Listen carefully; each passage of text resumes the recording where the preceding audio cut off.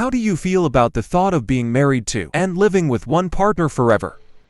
So, yes, I personally do agree with the view that marriage should last forever. To me, our forever would be our lifetime till death do us part, which is what you commit to when you're getting married, through thick and thin. However, I don't think the emphasis should be on the time span, but more so what is more important is the person. Because if you find one, I'm quite sure there wouldn't be a doubt in your mind that you'd like to spend a lifetime with them, with that specific person. A person that understands you, a person that knows you well, a person who you understand yourself and who you know well.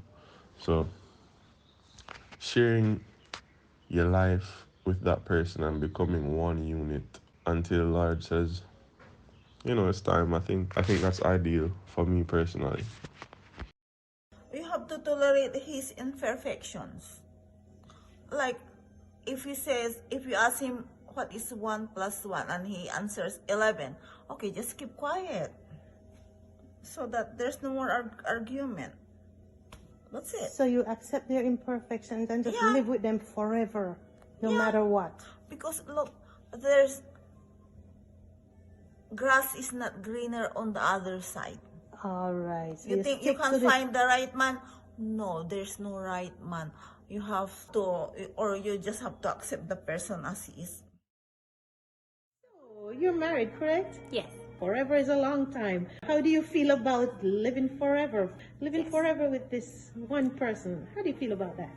So if you really love somebody the way you should when you get married, then forever isn't even long enough. So Forever is a long, long time. Interesting title. And I got to think that's obviously related to marriage, Don. And so, first question for you is, can you give a 21st century definition of marriage and say to what extent it may differ from say, Bible times?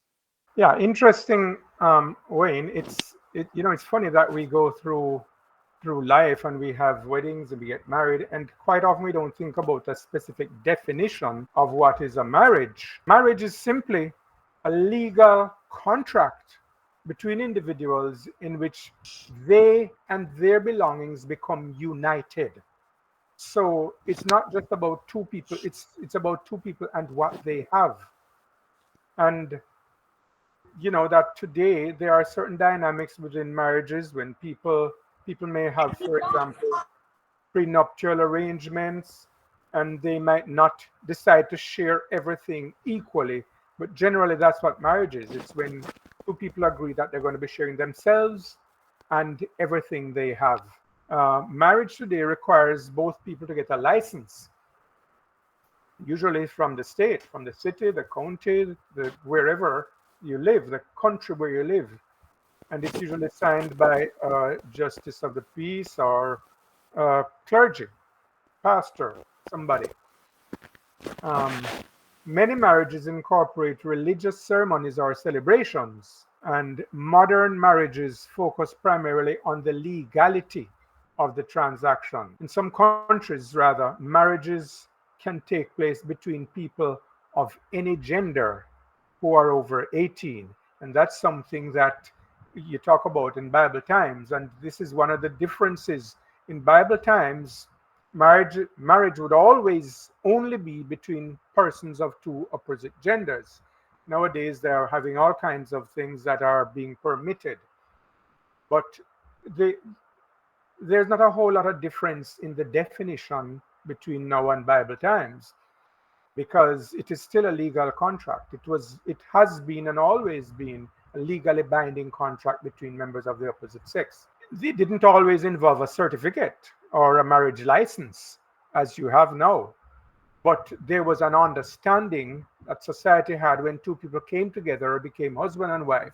It was considered a legal arrangement, such that in the Bible, in Deuteronomy chapter 24, the Bible stipulates that if a man decides he wants to put away his wife, he has to give her a paper, a divorce paper, so that it can be clear that she no longer belongs to him and she can be free to go and marry somebody else.